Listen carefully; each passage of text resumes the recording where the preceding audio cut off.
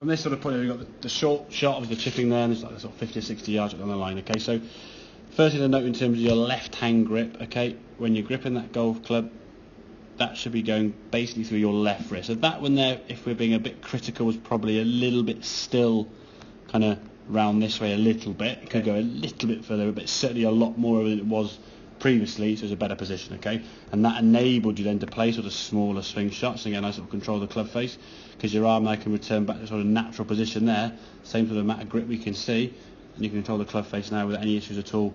You can hit short shots, long shots, different type of shots because of that left hand grip being better, okay?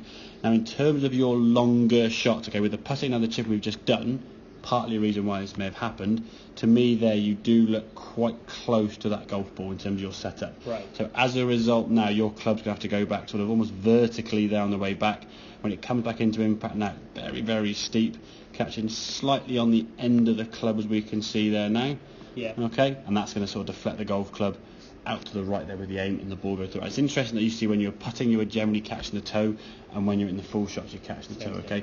Mainly for me is the fact you're quite upright with the golf ball and it's just a bit of a pull to the left. Now I think because your bad shot was curving out this way, purely because of the grip, okay? Yeah. You then try to swing the golf club kind of in this direction to compensate for that. So you sort of see swings like this sort of going, kind of pulling it to your left pocket to try and get it to go left, when in reality if we can square the club face up correctly, there's no need now to pull it. If you do pull it to the left, you will just catch the toe of the club and get a weaker shot. Okay, it'll go a bit to the right as well, potentially not as much right as a slice, but it will go right at target. Okay, so what I'll try and do for these longer shots now is just get back a little bit further from the golf ball and get a little bit more sort of lean and arms down there, so you can be kind of more in that position at address rather than being as quite as close and sort of upright there with your spine angle.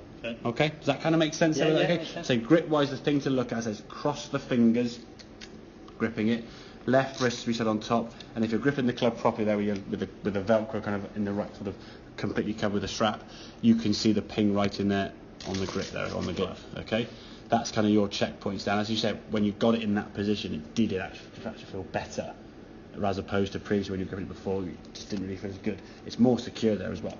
So you don't need then to squeeze on for dear life. You're a lot looser, you can create some more movement and mobility with the hands and the arms, okay? Right, have a couple more there, fuller shots, Andrew, and we'll see how it goes from there, okay?